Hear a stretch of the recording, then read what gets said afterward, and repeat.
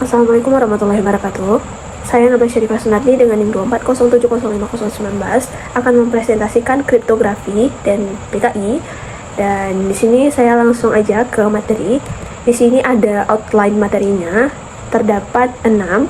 Lanjut ke materinya. Jadi untuk kriptografi, dasar pelindungan informasi.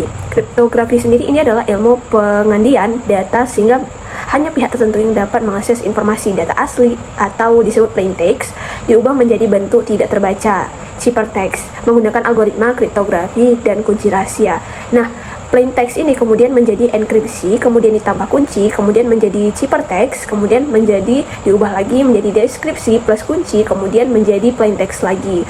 Nah, berikut ada juga kayak seperti confidentiality, seperti kerahasiaan data, integrity, integritas data, authentication, autentikasi identitas. Nah, dan juga non-repudiation itu tidak dapat disangkal.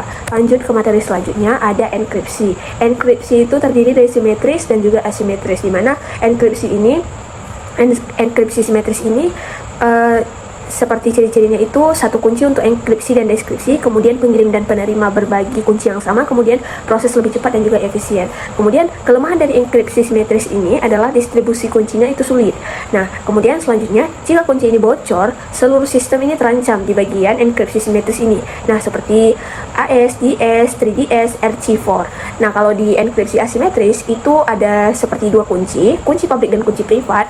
Kalau kunci publik itu untuk enkripsi dibagikan terbuka, kalau kunci privat itu untuk deskripsi atau disebut dirahasiakan. Nah, kalau enkripsi asimetris ini cara mengatasi masalah distribusi kunci. Nah, proses lebih lambat secara komputasi. Contohnya itu ada seperti RSA, ACC, DSA. Lanjut ke materi selanjutnya, ada algoritma cipher. Algoritma cipher itu ada di AES dan AIS. Nah, aspeknya itu kalau di S tahun yang pertama itu 1977 itu untuk DES, kalau 3DS itu 1995, kalau EAS itu di tahun 2001. Kalau ukuran blok itu kalau DES 64 byte, kalau 3DS 60 byte juga, kalau ES ini berbeda 128 byte. Kalau panjang kuncinya di DES ini di 56 byte, kalau di 3DS 112 sampai 168 byte, kalau ES itu 128 atau 192 atau 256 byte. Kalau jumlah perputarannya itu pada DES ada 16 putaran, kalau di 3DS ada 48 putaran, kalau di ES bisa 10 atau 12 atau 14 putaran. Kalau status keamanan di DES ini nggak aman, sedangkan di 3DS itu lemah. Kalau di IS itu sangat aman, jadi ini sangat direkomendasikan. Nah, kalau digunakan yang di sekarang itu, kalau di S itu lebih baik gak usah digunakan. Kalau 3DS itu terbatas.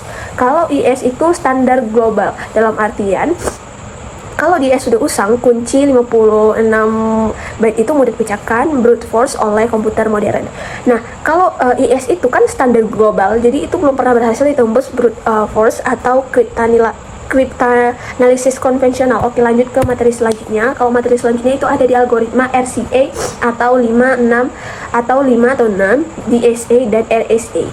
Kalau di RSA4 itu kunci variabel byte oriented, enkripsi byte per byte, sangat cepat dan juga kini kurang aman sebenarnya. Kalau RC5 itu panjang blok dan kunci itu dapat dikonfigurasi, rotasi byte-nya berbasis data, kuncinya 128 sampai 2040 byte. Kalau RC6 itu penerus RCIS, kandidat EIS, itu 4 register kerja 4 byte, lebih efisien dan kompleks. Kalau di SA itu khusus untuk digital signature, VPS standar oleh NIST, tidak untuk enkripsi pesan. Kalau misalkan RSA itu kunci publik berbasis faktorisasi prima besar, enkripsi dan juga tanda tangan digital, kemudian digunakan HTTPS, VPN, dan juga email aman. Lanjut ke materi selanjutnya, itu ada fungsi hash, MD5, SHA, dan HMAC. Nah, kalau fungsi hash ini itu adalah menghasilkan sidik jari digital atau bisa disebut dengan hash value dari data tidak dapat dibalik, digunakan untuk memverifikasi integritas data. Kalau MD5 ini ada seperti yang saya cantumkan ini. Nah, berikut aja ada di MD5, ada MD6, ada SHA-1, ada SHA-256, ada SHA-3, ada HMAC. Nah, berikut di PPT yang saya cantumkan. Kemudian selanjutnya ada cryptography tools. Kalau di cryptography tools ini ada hash calculator. Hash calculator itu terdiri dari MD5 calculator atau biasa disebut dengan BUSIP. Nah, jadi ini MD5 ini itu adalah menghitung hash MD5 dari file lokal, verifikasi integritas file instansi dan unduhan. Kalau hash my files itu Nearsolve mendukung MD5, SHA-1, CRC32 proses banyak file sekaligus, ekspor ke teks. Kemudian ada lanjutannya itu Hashdroid atau Hashtools, itu aplikasi Android untuk verifikasi file dan teks langsung dari smartphone.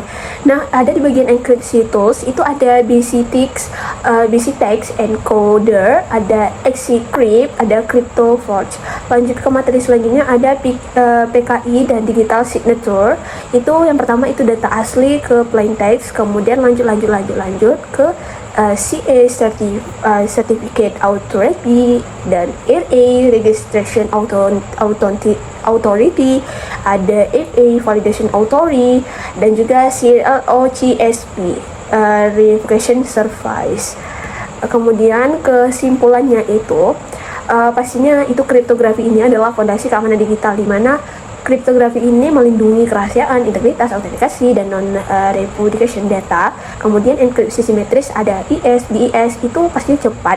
Enkripsi simetris, RSI, ACC itu aman untuk distribusi kunci. Sistem modern menggabungkan keduanya. Kemudian fungsi hash ada C256, HMSI menjamin integritas data. MDS sudah tidak direkomendasi karena rentan kolision.